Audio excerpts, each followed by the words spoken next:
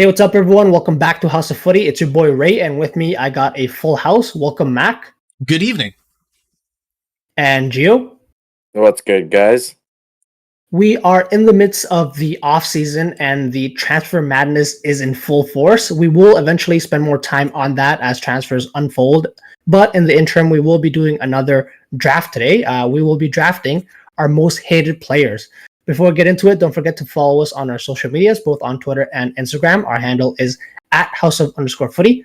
Also, don't forget to rate, review, and subscribe to us. We are on both Spotify and YouTube. And lastly, feel free to get in touch with us via email. We love hearing from you guys, and we want you guys getting involved. Our email is houseoffooty@hotmail.com. But let's get into it. Mac, I'll let you take the reins on this one. Okay, so this I'll be completely honest with you, is my most exciting podcast of the year, maybe of my life, because I have so much hate flowing through me. So I'm ready to do this. In essence, we're similar to our draft before. We're going to be doing a snake draft order. We will be shortly figuring out how we're going to decide who's going to get the first, second, and third pick. So in essence, again, it's 1, 2, 3, then 3, 2, 1, and we're going to go back around. We each drafter will be making a total of 7 picks, which one being goalkeeper, 2 defenders, 2 midfielders, 1 striker, and a manager. To confirm, I want to reiterate this. We are not drafting the best players who are the most hated. We are drafting the most hated players, right? We want to focus on the hate, the negative energy, people that we want to despise, stuff like that. Whatever irks our interest. For just the sake of, I guess, putting this on social media, we are kind of going to exclude anybody that might have, pending or confirmed legal issues of the, let's say, not great variety. We're just going to leave that away. That's a different podcast. Maybe we could do down the road. That could be a lot of fun, right, boys? Know about that, but sure. We'll wait and see. It could be a lot of fun. To figure out who's going to get the first pick, it's a wheel on my phone, and we're going to simply spin the wheel to see who gets the first pick. Gio, I think the last time I gave Ray the pick of how we're going to decide this, who called heads or tails when I flipped the coin. So Gio, I'm going to ask you to pick a number between 1, 2, or 3. Your choice. 3. Ray, 1 or 2? 2. Okay, so I'm going to spin the wheel. It is spinning. It's still spinning. It went as number 1. So therefore, I am going to choose which pick I want, and I want. It's rigged. Oh, 100%. In fantasy basketball, this would not slide. You guys would ask for a repick. Okay, so I'm going to want to choose. I didn't even think about this. I assumed I was going to get the last pick. I'll completely honest with you. I'm going to ask for the second overall pick. So now, to decide who's going to go first or second, I asked Gio. So Ray, pick a number between 1 or 2. 2. 2. Gio, that means you get 1. I'm spinning a wheel of 1 or 2. Let's go. I had these wheels prepped and ready to go. So 2. Is that a Pokeball? Don't worry about that. Why you got to bring that up? Okay. Anyway, Ray, it landed on 2. So now you'll get the choice. Do you want the first or the third overall pick? You want the first? We'll be going with number 1, boys. So when Banyama come in. Why? I can't wait. I'm so excited for tomorrow night. When the podcast recorded, when you guys hear this, when Benyama might have already been picked. So spoiler. If you don't already know, did you hear someone bet $60,000 and from that $60,000 bet is only winning $300 if Wembanyama goes first? Like, that's how odd. Anyway, that's nothing here or there. So Gio, you're going to get the third overall pick, and then of course you're going to get the roundabout on the way back around. Okay. So that being said, let's get the draft rolling. Ray, you have the first overall pick. Who are you selecting? All right. So very, very simple, and actually will clear things a lot for me if I do go with this player. It has to be, of course, infamous Marco Materazzi, the Italian defender. We know of his antics in the 2006 World Cup final, him involving Zidane, and really that moment just encapsulates it. Honestly, if that didn't happen, I wouldn't even remember this player. But of course, the incident happened. Zidane, to much of his wrongdoing, did assault this player and get sent off, and ultimately lost that chance to end his career in sort of how Gio explains it, sailing off into the sunset with the World Cup.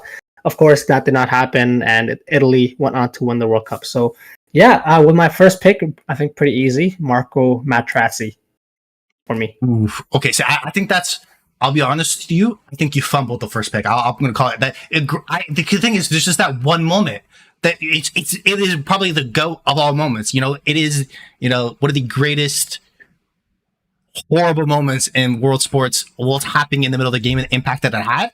But it's just that one moment. So I think that very interesting pick. So but I think it could go either way. Gio, what are your thoughts about the famous headbutt?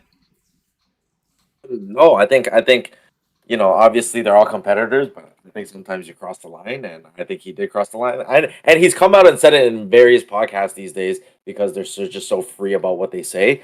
But yeah, it just really goes to show, I'm more old fashioned. I'm sure Ray is a little bit more old fashioned about these types of things. You kind of does. A man like Zizou deserves a little bit more respect. And it kind of goes to show, the different level in class. Obviously, a post-playing career, how well that went. The footballing minds are different. So that's all I have to say about that. But no, I think I share the same hate for Mr. Materazzi, as I am a big Zizou fan myself. Of course, the Madrid fan would say that. Okay. Anyway, so now it goes to me with the second overall pick, and this is why I wanted the second overall pick, because I thought Materazzi would go first, and the second overall pick, I think for me, is probably he has the most combined hateful moments or moments that will kind of grind your gears. I personally actually enjoy this player in a lot of different ways, but he has taken a bite out of the competition a few too many times. So I'm going to go half with Luis Suarez. That was the joke everyone was waiting for. It was meant to happen. I think the fact that he has multiple biting incidents, we did a whole podcast on his career previously, which went through all those moments. I think if the only person who were to vote on this draft was Patrice Evra, I get the automatic win from this draft pick. So I think I'm in good standing making this selection. What are you guys' thoughts? No, I think. Oh, go ahead. No. I mean, his history speaks for itself. A lot of great moments, but of course, as Mac mentioned, a lot of moments that will stand out for not so great moments for Luis Suarez. Sorry, to clarify, that's my striker selection. Materazzi was a midfielder, was he not? So then that would be defender. Defender. My apologies. So he was that defender. Yeah, one of your two defender selections. I apologize. Yes. Okay. Just to clarify, Gio, how much do you hate Suarez? I don't think words can describe my hate for him. I think he started to kind of change my mind, later into his career, but early on when he was trying to make a name for himself, obviously, being a scrappy guy, being a very staple player on that Barca team, and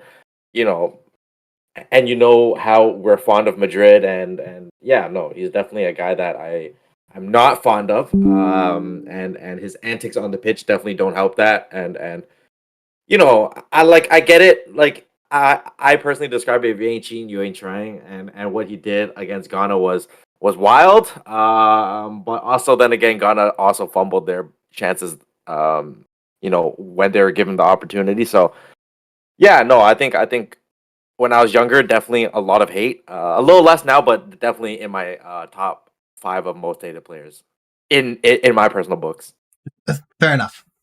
Sorry, go ahead. Just wanted to say for y'all, and this is obviously at the time of recording, I saw most recently he was contemplating retirement because of complaining about knee pain. So maybe a lot of those haters might see some happiness in that, but just wanted to throw that out there. Fair enough. Love to see it. Gio, now you're on the roundabout. You have 2 selections back to back. How are you going to play this? All right.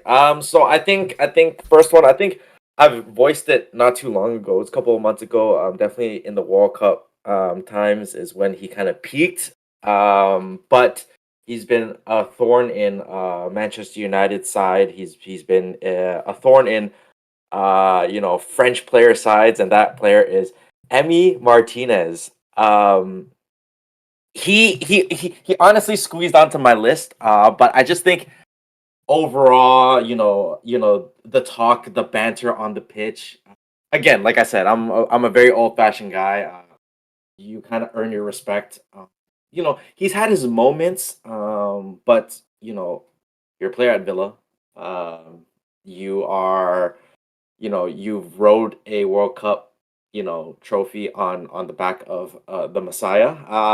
And you know, and I think the key moment that kind of slid him into my top 10 was the fact that he went to dap up Mbappe and say, great game, everything like that, and then turn around and kind of throw him under the bus and throw more bans. Like, bro, where's the respect there? He put 3 right by you. In the same game, mind you, in the World Cup final, mind you, you had no answer from Mbappe. So I thought that was a very contradictory of himself. But Emi Martinez is my first pick. It's an excellent pick. I think the one thing that kind of makes it make a lot more sense for is because I know we might be a little bit to death, is the position scarcity, because there's not many goalkeepers I think that deserve a lot of hate, but in recent times, in the moment, Emi Martinez is probably the number one currently in that position. I think that's fair. He was definitely on my list, so I think that's a great selection there, Gio. Ray, what are your thoughts? Yeah, I mean, Emmy is gonna be Emmy.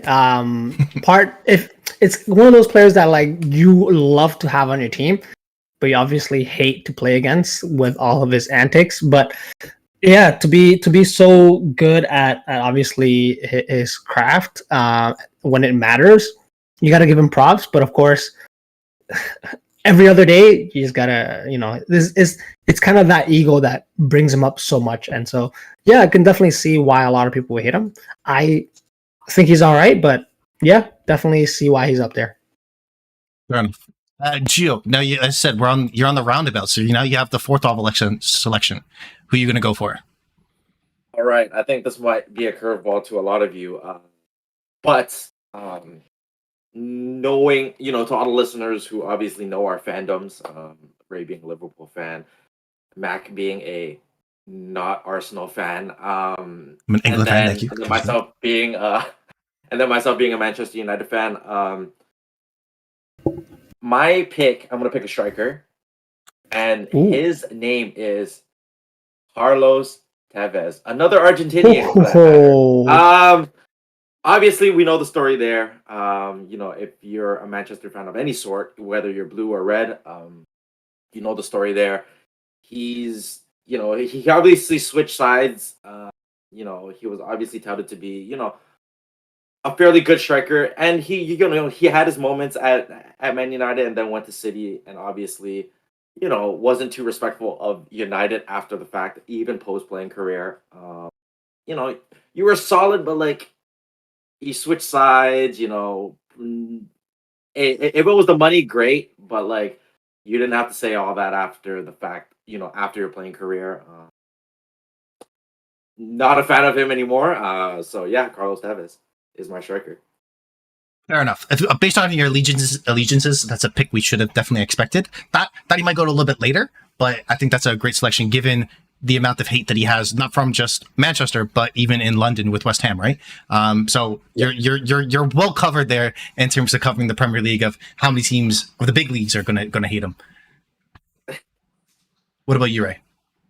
I don't disagree, of course, with again, one of those players that is great at what they did for the game while they were playing. But yeah, obviously, and Gio's picking first 2 picks are 2 Argentinian players. Maybe there's a theme here, but of course it comes with there's more. There's more that again, not to make stereotypes, but that Latin, I don't know, South American anger, I guess attitude.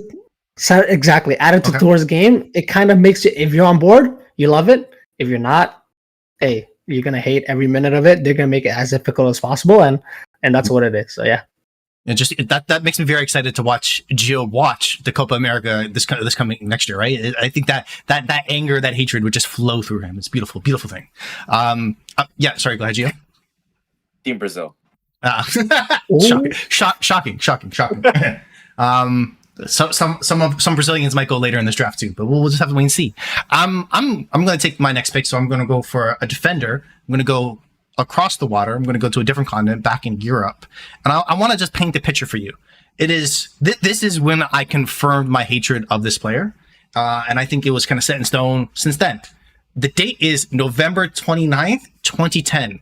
We're in the midst of an El Clasico between Real Madrid and Barcelona. At the time, Real Madrid is losing 5-0 to Barcelona. And somebody by the name of Sergio Ramos comes behind and just kicks Messi at the back of his leg because he's upset that they're losing, you know? It's a consistent theme throughout his career with Real Madrid, where he's getting a lot of reds, not just even just an accumulation of yellows in a lot of cases, a lot of dirty, dangerous, reckless tackles that, you know, if it were to happen off the pitch, he's getting prison sentences, 100%. And I think that he knows it. And I think that even the fact that he's also such a great winner and a great leader of a great club as well, even fuels the hatred even more for a lot of different people out there, where, yes, he's successful, he has all these things, but he's done all these dirty things on the side that, you know, it makes it difficult to root for him. And as well, it makes you want to hate him even more in some ways. So Ramos, for me, easily is my most hated defender. And you both knew this was coming eventually. So yeah, I'm very happy about that pick. How much do you both love Ramos and what he's done for your club? I mean, I don't have a particular 26 red cards. love. 26 red cards throughout his career, and 20 just in La Liga, which is an all-time record. Sorry, go ahead, Ray. Hey, I got to applaud that. I got to applaud that. Even though Mac hates it, I got to applaud that. Of course, what he did for Madrid kind of stands out for Joe and I. But and of course, what he's won for us will bring us that affection for him. But for, of course, like that rivalry, if you're a rival fan, you hate him just as much because of that. And of course, to give you guys a little more insight, Mac, there's a video, I think it's Eric Dyer, that puts a challenge on Sergio Ramos in an international friendly or game. Yes, and my Mac favorite tackle of all time. Yes. loves that video. So that's just how much he hates Sergio Ramos. But Gio, what do you think?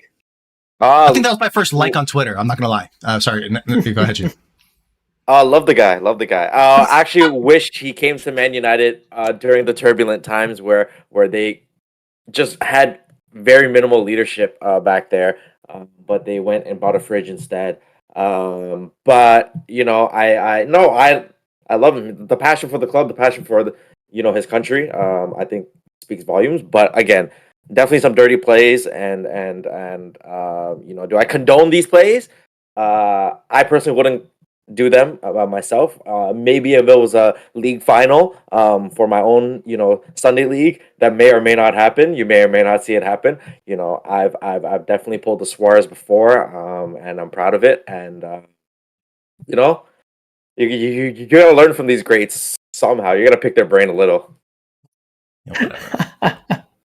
Trash bag. Ray, you have you're back up again with your second overall pick around. Go ahead. Who you got for us? Yeah, this is a player that you guys probably don't have, but again, my thought process is a moment that stands out. And funnily enough, a lot of these are, I think, two of these at the very least are World Cup related, and the second player I'm choosing is a player from the Netherlands, Nigel de Jong. You guys may or may not remember that tackle that he had on Xabi Alonso, where, like Max said, if he did that outside of a football pitch, it is grounds for legal action. Let's just leave it at that. Yeah. Just looked on his Wikipedia. His nicknames were the Destroyer and the Lawnmower. So that just gives you a little bit of insight of how he approached the game. Of course, every teams need that type of player, but I just didn't think he added too much to the teams that he played for. He actually played for Man City as well during their time when they were sort of being taken over. And in the first few years after the takeover, he did also play for Milan and LA Galaxy. And I think I do remember seeing him in person when he did come to Toronto. And by that time, he was done. Legs were gone. So yeah, Nigel de Jong, that specific moment for sure stands out. Apart from that, not a great fan of his sort of play. So that's my reasoning.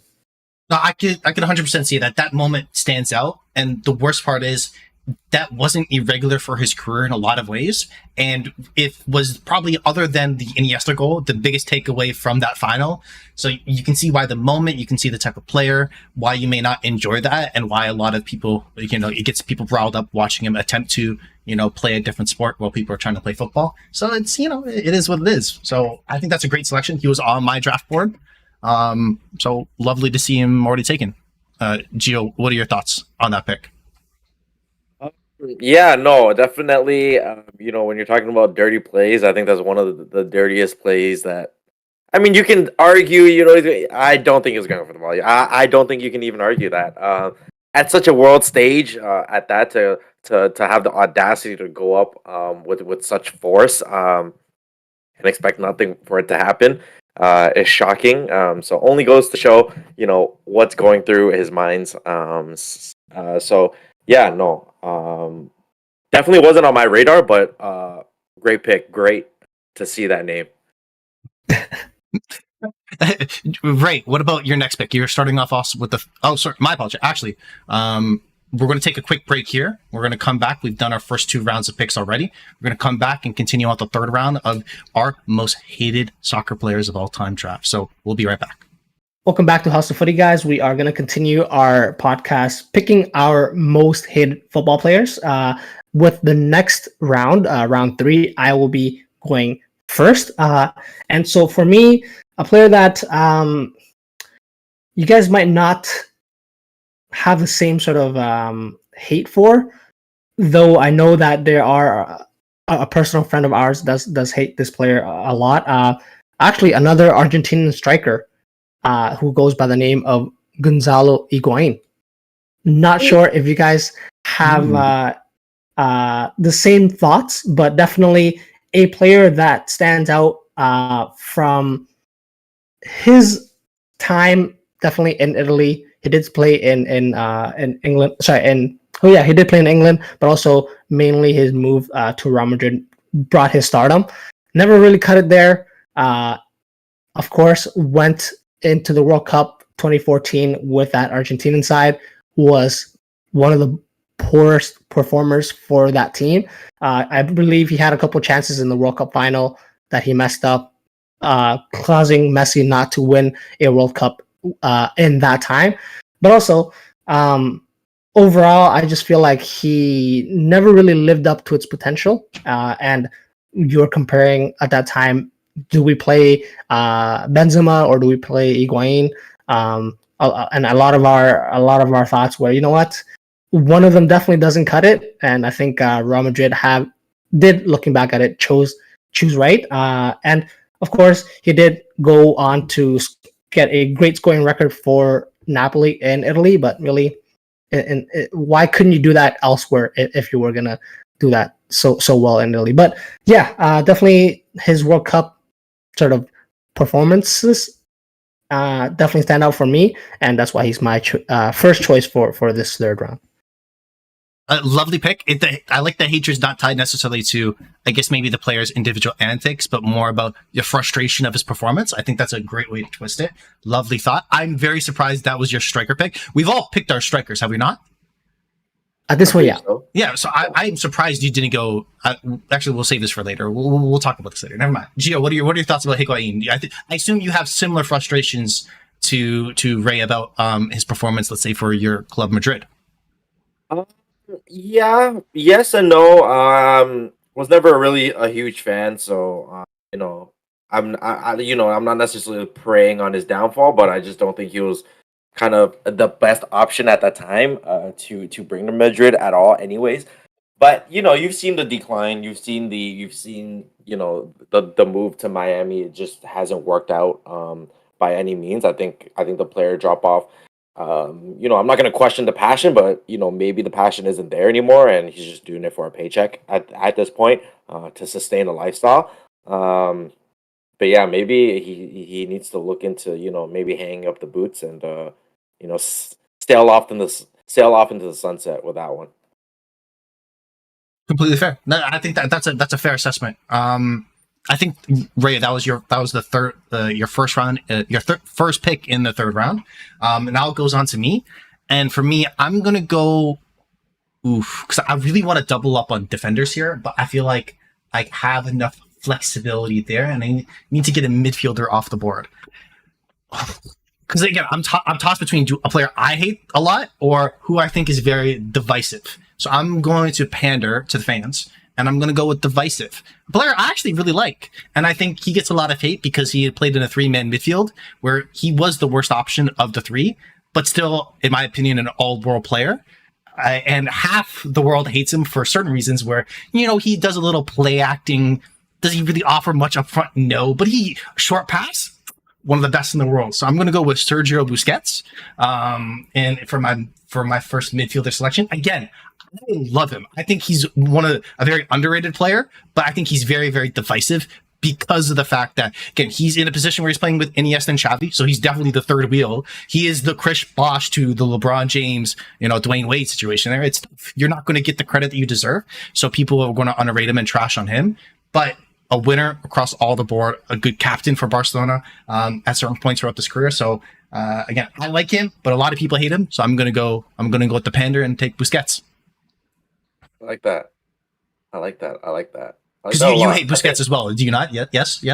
I just think he gets a lot of credit because he played in a very elite midfield trio, but I think he was carried a lot, and his mistakes were definitely covered by the beautiful play of the other two, and being able to thread great balls off mistakes that say Busquets makes, and kind of cover up those mistakes. But yeah, I mean, the fact that he was still on that Barca starting 11 up until now, still shocks me to this day. I almost lose a little bit of sleep week in, week out seeing him on that starting 11 last year. So yeah, no, I am also very on board with this pick. Yeah, very, very on brand. Of course, one of the most hated players, caused, of course, due to that rivalry, Barca and Madrid. Mac, I know that you and all of us, I think, for the most part, they'll still respect the quality that he brings to the game. And of course, there's talks of him coming to Inter Miami, so maybe we'll get to see him in the flesh in the coming years, or however long he does play here. But yeah, by a long shot, his best, I guess you can say, is over, and so maybe we'll just get to see him sideways pass, backwards pass. Hopefully, not having to make a recovery tackle, because I'm not sure if he'll be able to make that. But we'll see what happens. He's what Jordan Henderson wanted to be, if that makes sense, right? No. Is that too soon? Anyway, sorry. We'll continue on here. Gio, you're next on the board. You're around the corner. You have 2 picks in a row. We'll finish off the third round for us. Right.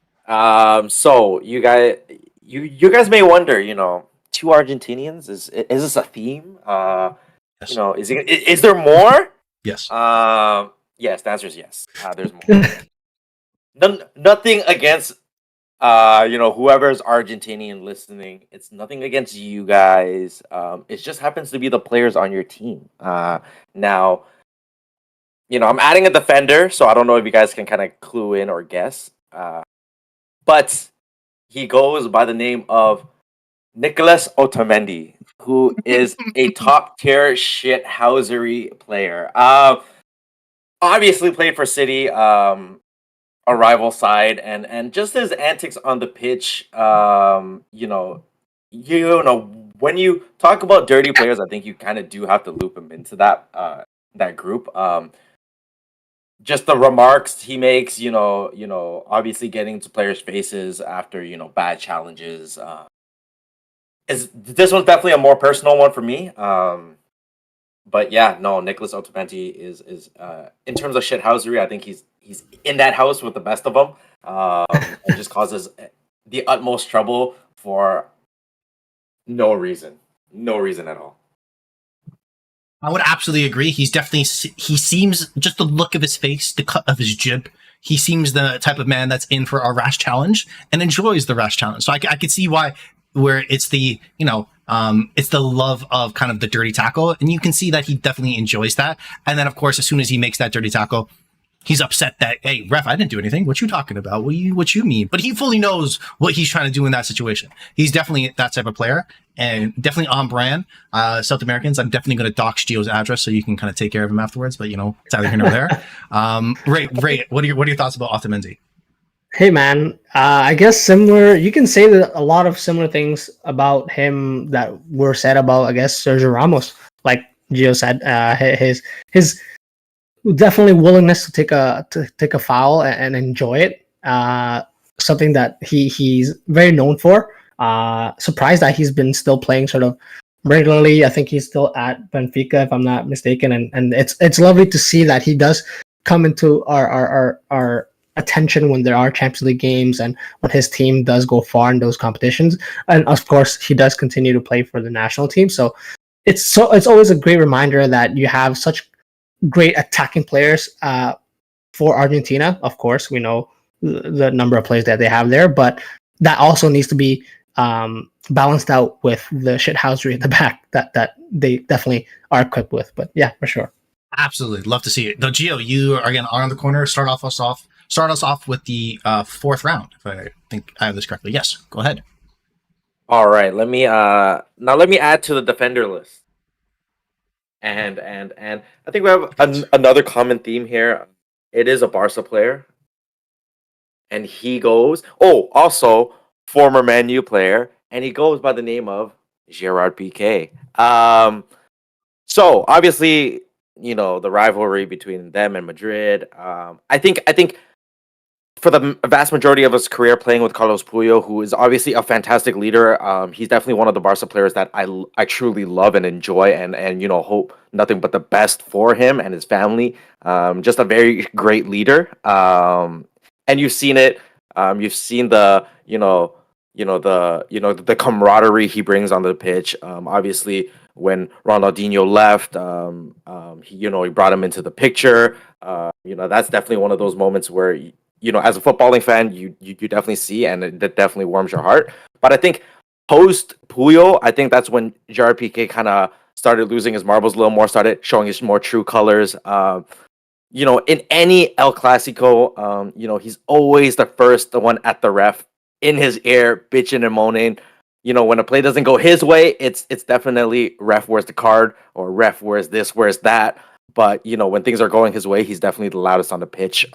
And those types of players, watching them, playing against them, we all see it in Sunday leagues, but we don't like those players. And whether you're a Manchester United player before or not, I think you definitely fall in the category, at least in my books, as a hated player, and for that reason, he is in my starting lineup for most hated players.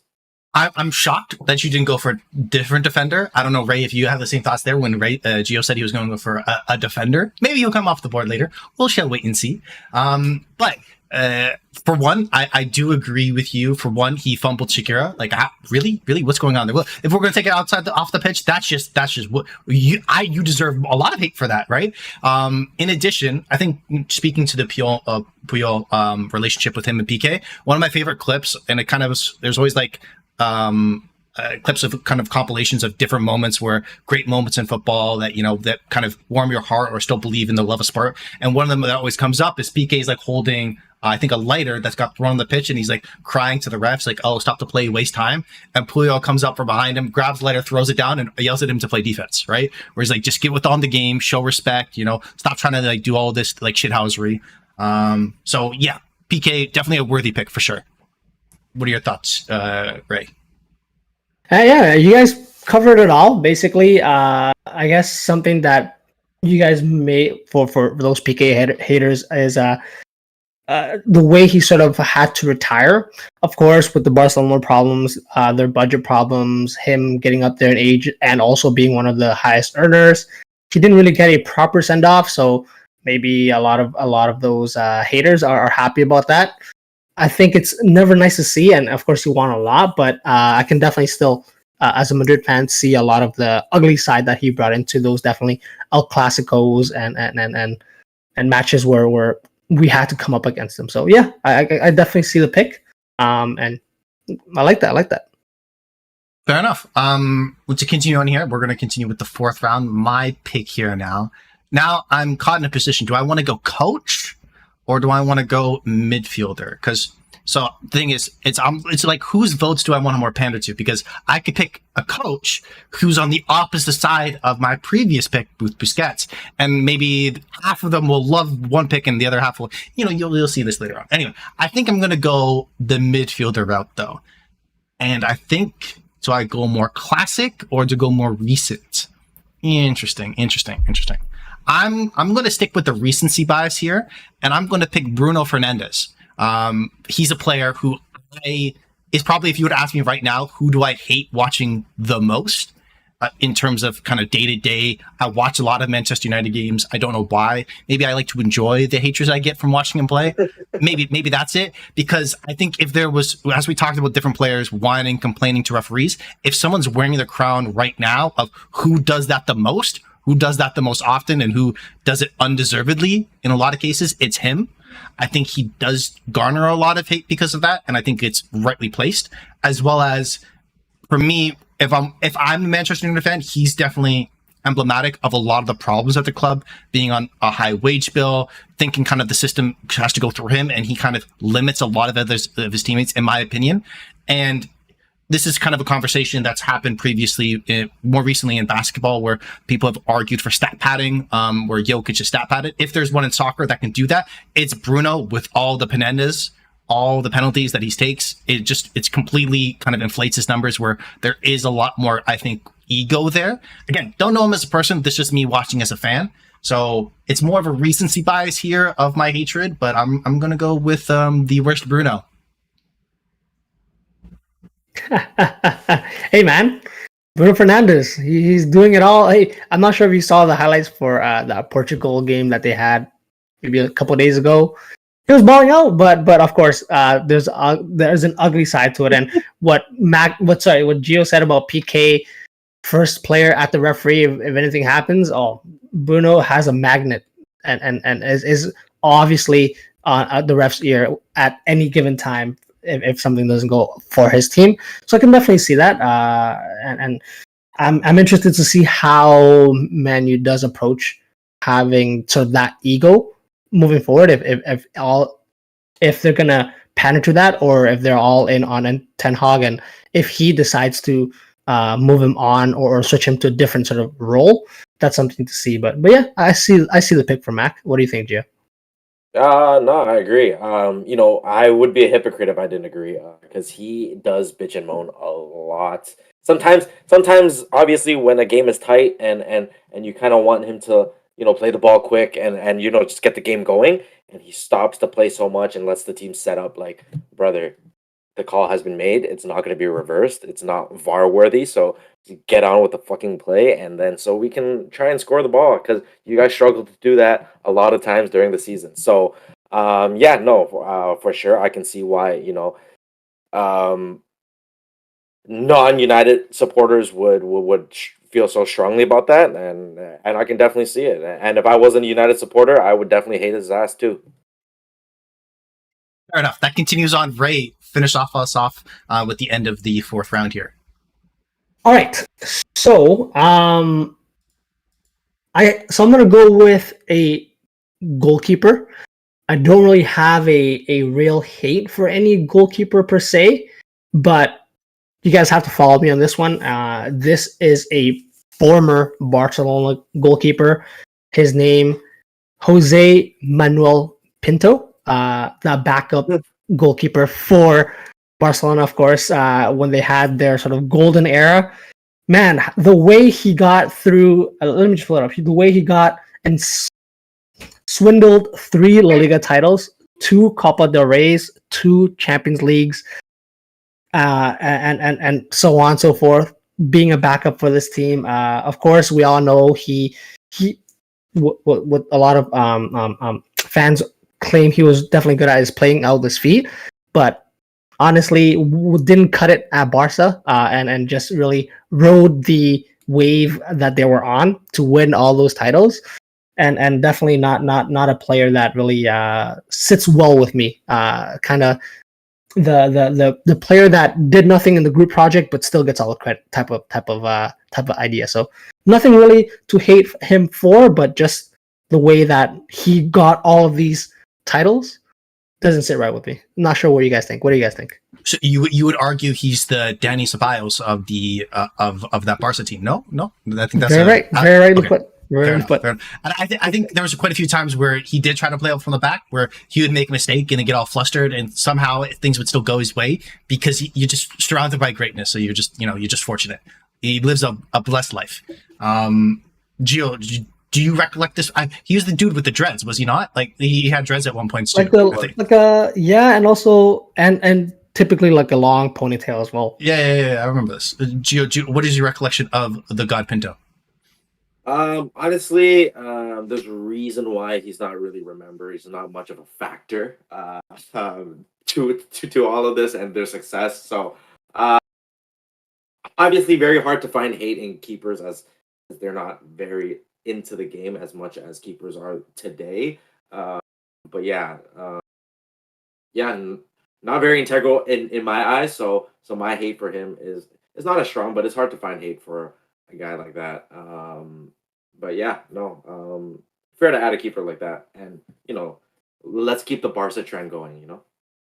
Right. With that, sorry, go ahead. You have the next pick. This If I may just, if I may just add, just read something on his Wikipedia. Apparently, he started working as well part-time as a musician and record producer in the early 2000s, and so that sort of gives you an idea. He wasn't really in it as much, and so his role for that Barca team, that just proves my point. But yeah, have we ever seen Pitbull and him in the same room? No, maybe. Hey, I'm just saying we haven't. I remember them looking like. Anyway, sorry. Go ahead. My apologies. Go ahead. This is round 5, right? I believe. Yep. So yes. With my 5th pick, again, similar to that idea of players not really enjoying their football as much, and what Gio was talking about, Higuain just earning a paycheck. I don't really hate this player too much based on his footballing, but something that he mentioned and famously mentioned in an interview really stands out for me, and that player is Benoit Asuakoto. He is, of course, a former Tottenham left back who played in the mid 2000s to early 2010s. He famously did not enjoy football, and definitely in his interview said that he really just wanted to see. He saw football as just a job. Explained that his primary motivation for playing the game was just to collect a wage, and that he really just didn't really have a fondness for the sport, which I know a lot of us and a lot of people listening, you would kill to have that type of ability and opportunity to live a life, not even a full career, just a day in the life, and the fact that the way he saw the game was just disappointing. Of course, he did some decent things with that Tottenham Hotspur team, but yeah, just based off of that, really grinds my gears, if you want to put it. Asuakoto is my pick for defender. So Gio, I don't know if you remember him, but I clearly do, because at that point, Asuakoto, it was him along with a couple other players on that Tottenham team who kind of brought down everybody else, because it was Aurelio Gomez as goalkeeper. I don't know if this is spoiling someone else's pick. Asuakoto at left back. And it was those two consistently failing and making mistakes, which hurt that Tottenham side, which at that time had the Aaron Lennon at its peak, had Modric before he went to Real Madrid, Gareth Bale. That was a team with quality all around the park. But you just kind of had two nitwits screwing everything else up for everybody else. And on top of that story, not even just like caring or showing kind of love and passion. Again, the comparison we always use is like basketball, is where, the 7-footer that's just there because they're 7 foot. They don't actually love the game, that type of thing. It's similar to that, where you have this opportunity, you have this skill set, and you just don't care. Like, again, you can care about what you want, but the fact that you go out and say it as well is just like there's so many degrees of kind of mistakes here, which, again, he wasn't on my draft board. I think it's a great call. Love the pick. Gio, what are your thoughts? I remember him not being very good, and there's a reason for that. He was always a targeted player, definitely from the offense. Again, like he saw the job as a job. kind of like Jokic, but not really like Jokic because Jokic is actually good at his job. Yeah. True that. So that's a comparison for anybody who's listening. Who's a basketball fan. But yeah, again, memories are very very bleak of him just because he wasn't really on anyone's radar like that. But again, he wasn't very huge in the game. It wasn't very impactful for Tottenham. He was impactful for all the wrong reasons, for that matter, and definitely caused Tottenham to lose, more games than they should have. Especially, when they were almost in that peak Gareth Bale era with even Modric in there and Kyle Walker in there. So, having a player, single handedly almost drag you down is definitely painful. Absolutely. So I think this moves on to now my 5th round pick. And I just want to confirm, looks like you both have taken your goalkeepers and you're out of defenders, which are the only other positions I have to worry about. So I don't need to worry about goalkeeper and defender. So I'm going to, so now it's easy based off selection and strategy. I should pick my coach here. And now I have 2 choices here that are at the top of my draft board. And I fought back and forth throughout the day. One of them I actually had listed as a defender who's also a manager. And I think I'm going to go with that player because I want to keep it consistent and I don't want to anger some type of stands out there that really enjoy this manager that sometimes I have a tendency to hate. So the manager I'm going to go for, he actually was not a coach for very long, to his credit, because he was not a very good coach. He only managed 16 games. Only managed to win 3 of them, drawn 5 and lost 8, and quickly was fired and went back doing punditry. We're going to go with Gary Neville as my coach. For me, he was also a defender who I hated because, again, if we're going to use the excuse of somebody that collect paychecks and, I was on the treble winning team, my guy, you are the most replaceable of replaceable. Like nobody cared. He was not a great player. How he kind of swindled his kind of job. It's very much like the Skip Bayless opinion for me in terms of sports, where he's going to say the most outrageous, stupid thing that's going to get the most clicks, and it's going to keep him having a paycheck coming through his bank account. So for me, I understand I'm kind of swindling the positions a little bit here and finagling it a little bit here, but he was a manager. He was trash as a player, but when Manchester United are losing, it's one of my favorite things to look at, as well as I think my favorite moment individually of this year. I know this is a little bit biased. I apologize, Gio. Was the 7-0 win for Liverpool over Man U, where Jimmy Carragher takes the selfie of him smiling and Gary Neville behind him about to like break down in tears. It warms the cockles of my heart seeing the depressed look on his face. So I hate him a lot, and he's going to be in my manager. What are your thoughts, Gio? Do you love Gary Neville as a Man U legend? No, I can confidently say no. I think his takes are a little wild, and Roy Keane has openly, whether it's a joke or not, has openly said that, in this one interview in particular where Gary Neville says, I was a stonewall, left back, at the club, and then Roy Keane hilariously replied, "You are the only left back at the team." So obvious, for obvious reasons, that's funny, and maybe that is true because Roy Keane, to a lot was touted to be a very good player, and he has done for a lot for the club, and he's definitely well respected by a lot of people. He makes a lot more lists than Gary Neville does, and I think it just goes to show the impact that they made respectively to a treble winning side. So yeah, no, I agree. I think his comments are a little outlandish at that, which kind of doesn't bring a great light to us United fans who are not as delusional as others. And on that point as well, Liverpool fans, he's always trying to sort of one up Jimmy Carragher, and as a result, rile up the Liverpool fans too. So I can definitely see that, and his record as a coach speaks for himself. So easy decision there. I can't really argue against that. But lastly, I think Gio, you have the last pick before we go to a break. So please give us your round 5 pick. Okay. You feel free to sort of shoot this one down. because it may be a reach because he has played in the midfield. How often? Not often, but he has played in the midfield, and it kind of goes to Ray's point on kind of piggyback off Ray's idea on the disappointment is why I hate him. Is a man by the name of Neymar, and feel free to slash that if you guys want, but he has played it as an attacking midfielder. So I think he can be slotted there, but feel free. So Let me know now. Before you jump in here, before you finish up here, because that's who I thought Ray was going to take as a striker 100%. I would argue he's more of a striker than a midfielder, but I'm differential. Ray, are you okay to let this slide as a midfielder pick? I'm good. I'm good with that. Okay, Gio. Sounds great. Appreciate it, boys. So yeah, I mean, I hate him for obvious reasons. Obviously, the flopping is one.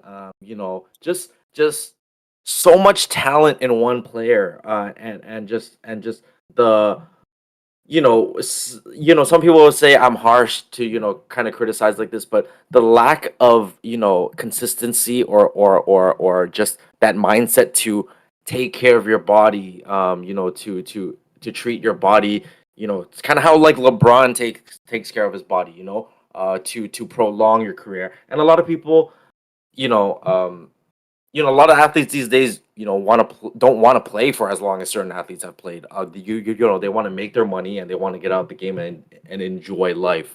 I get that, but for the time that you have and the generational talent that you do possess, you could have done a lot more. You could have been in a more competitive situation rather than going to PSG. I get the money is there, but there's a lot of options out there, and the fact that he's when he's injured, he's still constantly attending these parties, these events that could be sponsorships. I get, but just the lack of the professionalism almost to the game, to your team, to want to get healthy as quick as possible, to go out there and perform at a very high level, it's just very disappointing to me.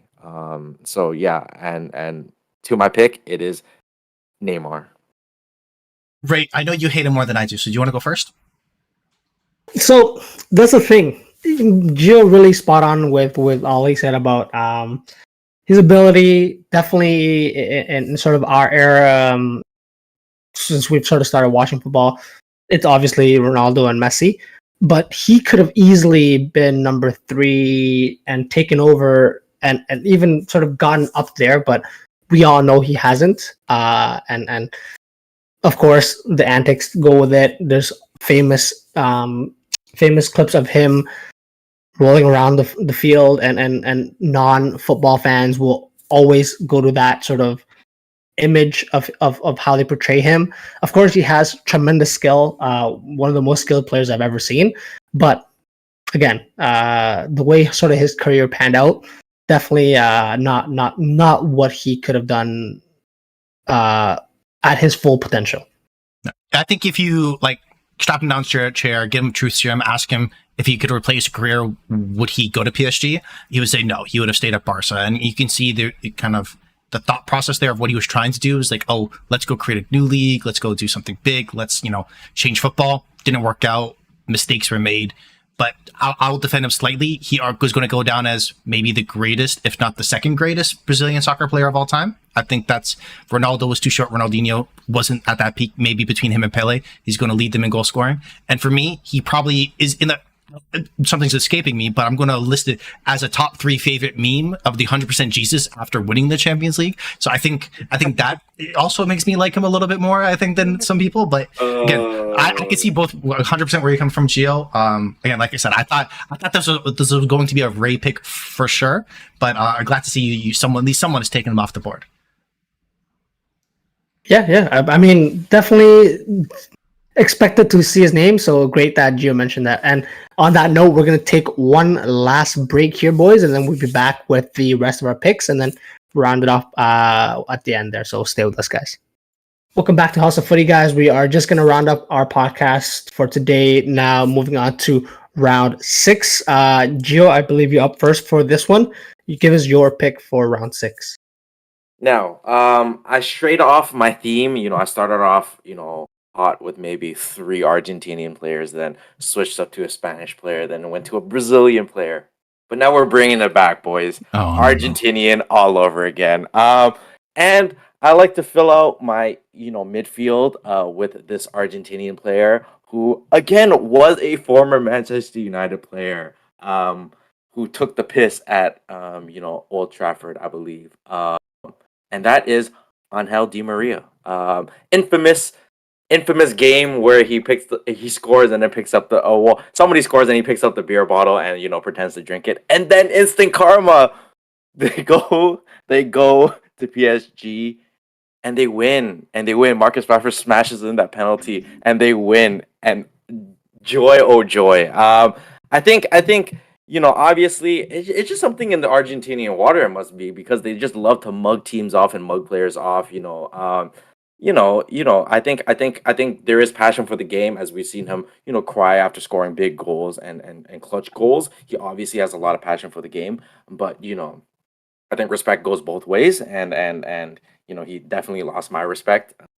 Yes, he was good for Real Madrid, but he wasn't too good for Man United, and for him to do that, after a tough time at Man United, just goes to show the poor relationship he has with the club. But yeah, that's just to round off my midfield. Definitely another personal pick for me, but that's how I feel about him. No, no, no, I could see where you're going from there. He definitely was, especially if you're a Manchester United fan, because he came with a lot of fanfare because of how well he did play for Real Madrid. Because a lot of Madrid fans were very disappointed about him leaving because he was an integral part of that midfield. So you see, okay, now he's going to get the opportunity to kind of, along with Wayne Rooney at that time period, to kind of take control of that Manchester United team and kind of be kind of a second fiddle, be his beta, kind of be able to help him out on the team in an attacking sense where Rooney doesn't have to do as much of the creative aspect. There could be somebody else instead of having, again, Rooney always dropping deep to be able to pick up the ball and create for his teammates. So seeing that there, I could see where you're going from, Gio, where this is definitely a personal pick and makes a lot of sense and it's on brand for sure. Ray, don't you like Di Maria? No, if I remember correctly. I really do. I really do love Di Maria as a player. I know his ability, but of course, the famous celebration. But no, when Gio said his time at Man U was not so good, very very understated. His time at Man U was horrible. The price tag that Man U played for him was ridiculous, and him leaving after a season there. Yeah, definitely Gio. Cannot fault you for picking that. I can definitely see that. Sorry, I want to quickly. My favorite memory is the Leicester game when Man U goes up, I think 3-1, and he has a delicious chip over. Was it Schmeichel then? Maybe it might have been Schmeichel then. I think it was. I think it was. And then they come back and lose 5-3. Like it was a wild, crazy game. Enjoyed the experience thoroughly as a Manchester United hater. So, standout moment for sure. I think now it goes back to me. With my next pick. So I have a defender and goalkeeper left. So I'm going to save my defender for last because I think actually that's the person I hate the most. And I'm going to go along the trends along the lines of Gio here. And I'm going to go for a personal pick. This keeper here, it drives me mental. I have to see a highlight of Ronaldo scoring a free kick from 45 yards. Not because it was a good free kick, because he's a trash keeper. We're going to go with Manuel Almunia, who was an Arsenal goalkeeper at the time, who, it's just based off of quality. He was an Arsenal starting keeper back when I was younger and I used to be a fan of an individual team before, I found God and moved on, all that good stuff. He was horrible. He was, Loris Karius probably had a poster of Almunia and be like, this is who I want to be when I grow up in terms of just consistent tomfoolery or mistakes. At one point, I don't know, it's a great goal. But Messi, I think, chips him and then juggles it into the back of the net in a Champions League where you just see continuously failure of goalkeeping mistakes, where you have a lot of good players around, but your goalkeeper's trash and it just kind of fumbles the bag everywhere else. Because if they make a mistake, you're going to concede a goal and you kind of can't have that. So for me, the hatred comes because he was a horrible player on, I would argue, an underrated team. So I hate Almunia.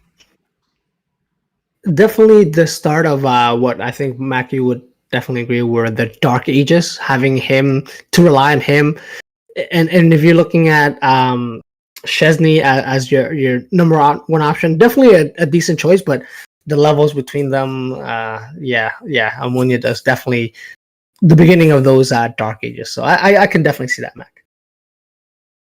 I bet you like Almunia because he conceded a lot of horrible goals. I would assume, no? Yeah, no. You know, those goal tallies from Ronaldo, he has a lot to be a part of. I think on behalf of Ronaldo, I'd like to thank him very much. I think those goals should be taken away. That's stat padding. It's not fair. It's not fair. Kendrick Perkins would agree with me. You just have to take advantage where you can, and I think Ronaldo, being the player that he is, saw it as an opportunity, and didn't look back. I think the ideal for Ronaldo was just put it on net. You will score. You will score. You will score. There's an 85% chance that would be a goal, but so on Ronaldo's behalf, I would like to thank Almunia for freaking all the goals, freebies. Fair enough.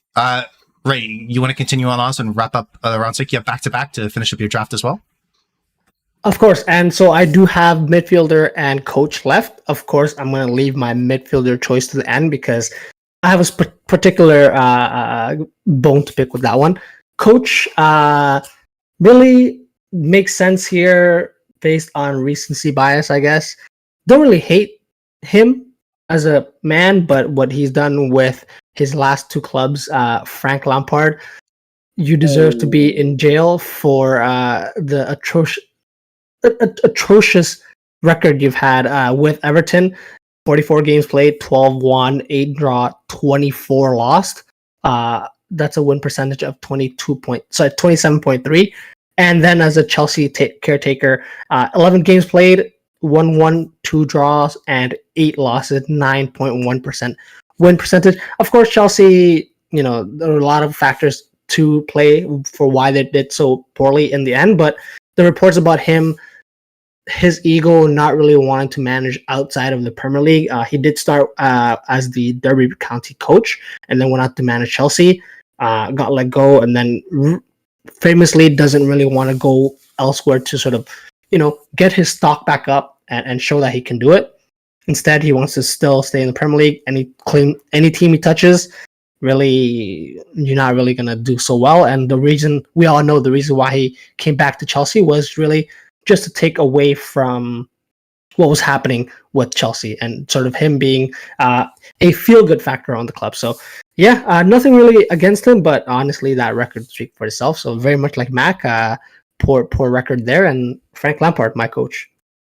I can see where you're coming from because he remember the clip of during the pandemic when he yelled at Jurgen Klopp about, you won one title, now you're all like egotistical. So I can see where your hatred comes from. I personally love when Frank Lampard manages Chelsea because that means they're going to be trash, and I enjoy it. So I can see why Chelsea fans hate him, but then also are confused about the hatred. So I see where you're going from. I enjoy that pick. Fun was had with him. Gio, what do you think about Lampard as a manager? Maybe I just feel sorry for him. Maybe not hate, but I just feel sorry for him. Could have been fired twice in the same season this year. Easily could have. But yeah, maybe he should look into other career paths. This is a suggestion from me. As nice. I do try to figure out my own life. I think he should just figure out the rest of his life and maybe step away from coaching. I think it'll do us all a favor. It'll do any club a favor if he just doesn't touch that club. So if you want to lose games, fair. If you want to get relegated, call him. He's unemployed technically. He's there. So yeah, feel free to give him a call. But yeah, maybe I just feel bad for him because it's really not it for him. Really not it. Yeah. So good luck. Obviously, I know how Mac feels about him as a player as well. But God bless. Okay, Ray, you want to round up your draft here with your last pick? For sure. So, I think you guys might know who I'm going for here. Definitely a personal pick. Midfielder, for me, one of my most hated players, which might be surprising to us Liverpool fans, is our captain, Jordan Henderson. And I know you guys know my hatred for him, but maybe Liverpool fans as a whole, Liverpool Nation, I guess. You guys don't know my hatred for him. Pick something that he's good at on the field. Winning. It's hard because he can't make a pass. He loses the ball easily. In midfield where you're supposed to retain the ball, makes rash tackles. Decision making is better now, but at the very beginning when he was signed from Sunderland, sort of the next Gerrard, yeah, definitely not it for me. He doesn't really, I think, elevate the team. Granted, there is, people think he's a great leader. He's very versatile as well on the pitch. But really, if you're the captain and you're getting paid that much, put me there. I'll do the similar job and maybe even better. So just because of the I think it's fair to say overratedness that he brings to the club. To our team. That's the reason why. But yeah, I mean, can't discount the fact that he's there. He's been there to help us win, I guess, what we've had over the last couple of years. But apart from really shouting at players and at times doesn't really help, what can he do to improve our team? I don't think he does a lot of things too well on that pitch, but that's a personal opinion for mine. What do you guys think about that one?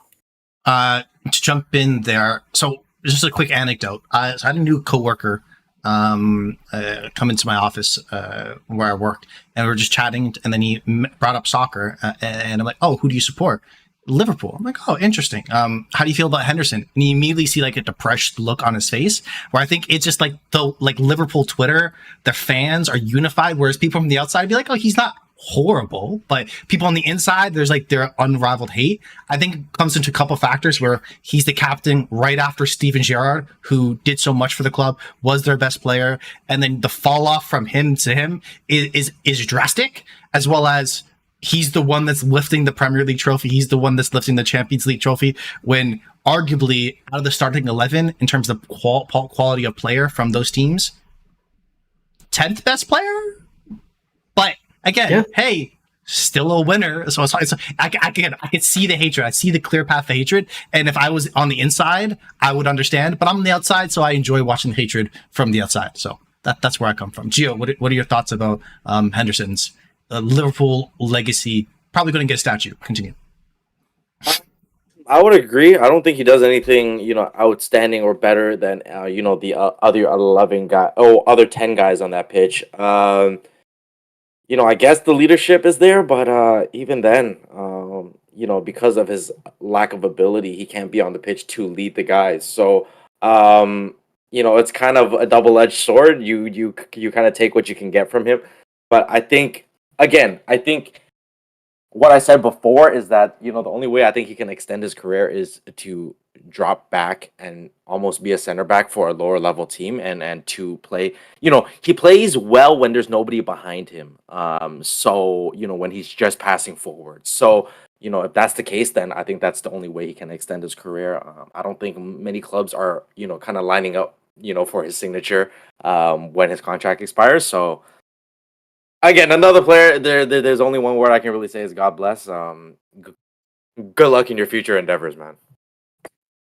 If I may just quickly jump in, first thing is, Mac, if they do build a statue for him, I will personally be there to draw over it and of course, vandalize it as much as possible. And second of all, Saudi Arabia, do your brother a favor, please. just take him off. I'll drive him to the airport, please. Take him off for bucks, please. Yeah. Exactly. That's a great call and very on trend for what's happening right now. To continue on, Ray, that's wrapped up to the team. Congratulations. I'll move on with my final pick and with my last defender, who I'm caught between two different places here. Do I go for a teammate that slept with his teammate's girlfriend? Or do I go for a player that I thought Gio would have already picked by now and would have picked probably like first or second? It's tough. I don't know. I'm gonna go on trend. I'm gonna go more recent and pander. I don't understand how he wasn't I'm surprised he fell. I'm gonna take Harry Maguire because easily, again, the most expensive mid defender in world history in terms of transfers. How much money Manchester United paid for him? Expected to be the next great thing. Now there are literal like 10, 15-minute compilations of all the mistakes he's made, to which now that there's even like famous people out there doing reactions to that, and you just see the depressed look on their face where like just the ability to make poor decisions with passing the ball, trying to tackle people, scoring own goals, but then being very confused, wearing an armband. And I think one of my this anecdote might enjoy you might enjoy, Gio, especially just to revel in your hatred of Maguire, is Marcos Rojo, Argentinian, was he not? No. So Yeah. I don't know if you heard the story of where he went to Ole and it's like, hey, I came here to play. I want to be able to play. Maguire's ass. I should be playing ahead of him. And Ole said, we paid 80 million for him. We have to play him. So that's why Marcos Rojo ended up actually leaving Manchester United, because he couldn't play because Maguire was playing instead, which is a current trend. And again, I think the culmination, if Ray, your hatred of Henderson extends, the fact that Harry Maguire was the one lifting the Carabao Cup trophy this year is hilarious to me. I really enjoy it. That was probably the happiest part of the whole trophy celebration for me, is the fact that he's the one that gets to lift it with Bruno, who I hate as well. So it's just, it's fun. Again, for me individually though, to speak, is I necessarily don't hate him as much as other people. I just enjoy the fact that Manchester United fans are depressed so much with their hatred of him. So I enjoy that. So I'm going to pander and just kind of jump on the hatred bandwagon for the good old England hero, Harry Maguire. Can score a banging pen though. Gio, what are your thoughts? So if you guys remember, when we talked about Sergio Ramos, another one of Mac's pick, I referred to, instead of buying Ramos, they bought a fridge. Maguire is the fridge. If you guys haven't, connected that, Maguire is that fridge. Not a very good fridge at that. It's one of those old ones with just two sections, a freezer and a fridge. So yeah, not very good, obviously, and hopefully, they kind of work something out where, one, he gets bought out, or one, he's able to be sold to another English club as soon as possible. We'll take the loss at this point. You kind of just got to take it on the chin and move on if you want to just get better. It's kind of inevitable, but he's had his low key bright spots, but not too many, of course. So yeah, I can't say I love him too much either. No. If I'm that upset about Jordan Henderson, yeah, Gio, you have every right to be upset about Harry Maguire. So I'll just leave it as that. And lastly, Gio, if you can wrap it up with your last pick. I believe it's a coach. Who's making that last spot? Personal. It is definitely personal. Why not wrap it up with a personal pick? And why not wrap it up with another Argentinian? And for those who think I hate Argentinians, I don't. I love Garnacho. I love him. Class player. He likes Argentinians if they're Ronaldo fans. I actually do like Paredes quite a bit. But let's just end this off with my coach, and the coach is Diego Simeone. Obviously, through my fandom and through the podcast, you guys know how I feel about Ronaldo, and to disrespect, I don't want anyone to disrespect my GOAT. Then to do the big boss celebration, karma is coming, brother. Karma is coming. And when it came, obviously, joy to the world. So yeah, obviously, it's something about that, South American flair, that temper that really Atletico does thrive off of. When they see, their manager being vocal to the crowd, kind of getting the crowd going as well. But yeah, I just think, as a manager, he is sometimes a little bit too vocal and kind of, gets the players going in the wrong way, and kind of plays a very, gritty game. Some people love it, some people hate it, but they win very tough games in a very rough fashion. So yeah, definitely not one of my favorite managers out there, and that that cojones celebration definitely tipped them over the bridge. Completely fair. I can understand the hatred there. He definitely was on my list, considering his antics, even his coaching style of how they're going to play. It's not a feast for the eyes. It's not something you enjoy necessarily watching, where in some aspects where it's so, I don't want to say like restrictive, but it is in a lot of ways regressive. It still can be successful as a different manager, which I'm surprised no one took Mourinho, kind of that tree, but I would say much more, not necessarily more flair, but there is a different level of arrogance in some aspects that can grind certain people's gears. So I see the pick. How do you feel about Simeone as a coach, Ray?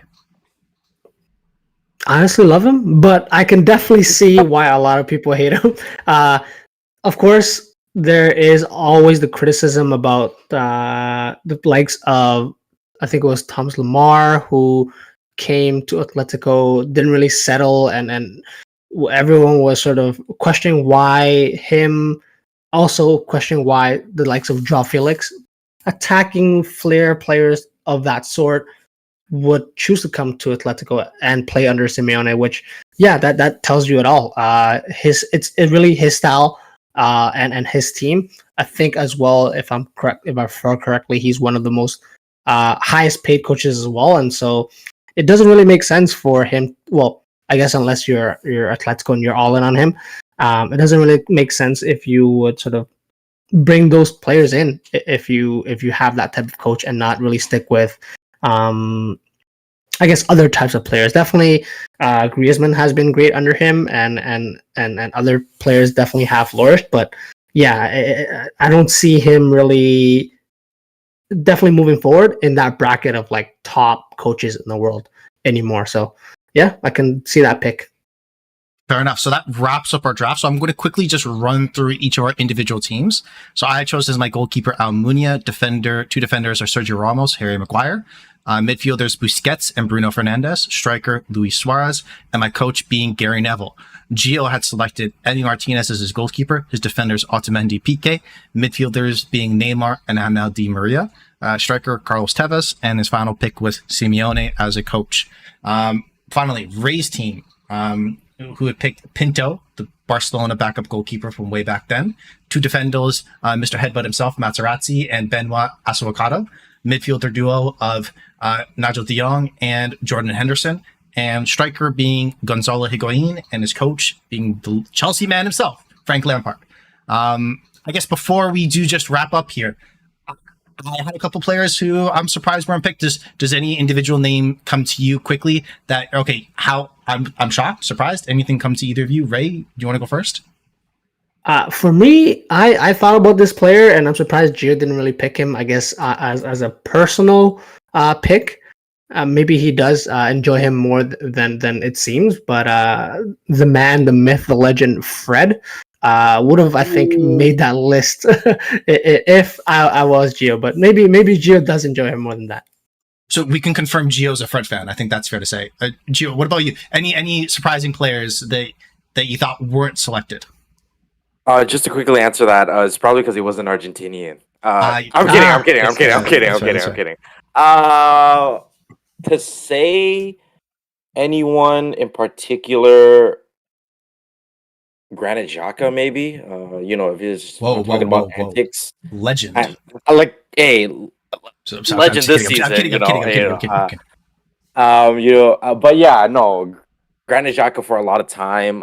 Him definitely comes to mind, and someone who was a player way back when. I would say peak Premier League is Joey Barton. Obviously, he's probably in terms of Premier League king of shithousery. Yes. I don't think a lot of ex-players are too fond of him either. A lot of scandals as well behind that name. So I'm surprised that name wasn't brought up either. So I have quite a few here. I'm going to run through them quickly, if that's okay. For coach, I'm surprised no one picked Mourinho, because I think there is a segment of fans that hate him. But I think if we did this draft like 3-4 years ago, he would have gone then. But he's built up enough clout, especially at Roma, and some of the memes that he's been part of, where he makes it back, it's fine. I'm going to go a player coach, Maradona, Mr. Coke himself, with the hand of God against England. How dare he take a World Cup away from us? Just going to point that out there. Two strikers. I'm going to go Cristiano Ronaldo. I think every Messi fan hates Ronaldo, but not every Ronaldo fan hates Messi. So I think there's a large segment of fans that kind of are in that pain. Not to put everyone in that bucket. It's more hatred on the one side, in my opinion. I personally hate Giroud, but I think he's too niche for me to pick. Quickly defenders. I'm sorry, I'm not going a lot of players here. Himself, Ashley Cole, chasing the money bags from Arsenal to Chelsea. How dare you? Saying that Arsenal offered you £60,000 a week and you think that's not enough money. How dare you? And then also, again, the cheater himself, John Terry. Wayne Bridge, brother, that's your teammate, dog. How dare you?